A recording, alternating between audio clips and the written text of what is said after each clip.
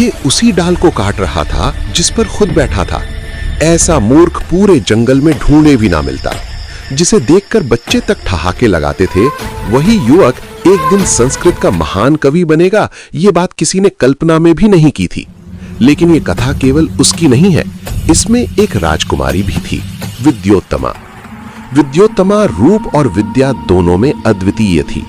उसका अभिमान इतना प्रबल था कि उसने देश देश के बड़े बड़े पंडितों को शास्त्रार्थ में पराजित कर दिया था। उसने घोषणा कर दी कि जो मुझे शास्त्रार्थ में हरा देगा वही मेरा पति बनेगा। पंडित आते, हारते और अपमान का घूंट पीकर लौट जाते। समय के साथ साथ उनके मन में प्रतिशोध की आग सुलगने लगी। एक दिन सबने सोचा, ऐसा मूर्ख कहां मिलेगा जो इस राजकुमारी के योग्य हो। तभी उनकी नजर जंगल में एक युवक पर पड़ी।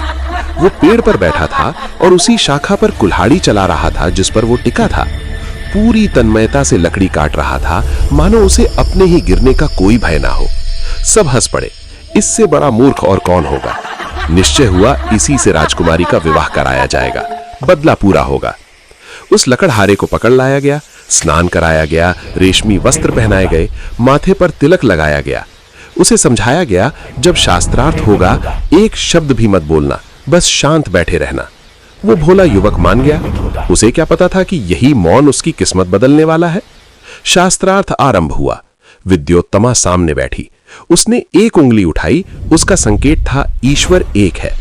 मूर्ख ने सोचा, ये तो मेरी एक आंख फोड़ने की धमकी दे रही है। गुस्से में उसने 2 उंगलियां उठा दी।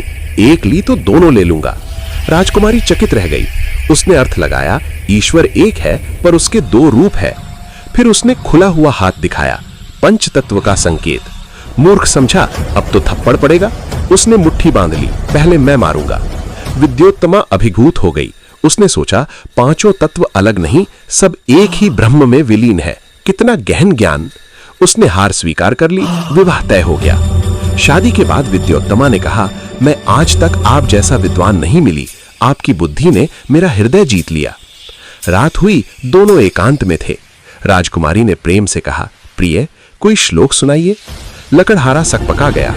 उसके मुंह से निकल पड़ा, श्लोक? श्लोक क्या होता है? हम तो जंगल के साधारण लकड़हारे हैं। और उसी क्षण जीवन का सबसे बड़ा रहस्य खुल गया।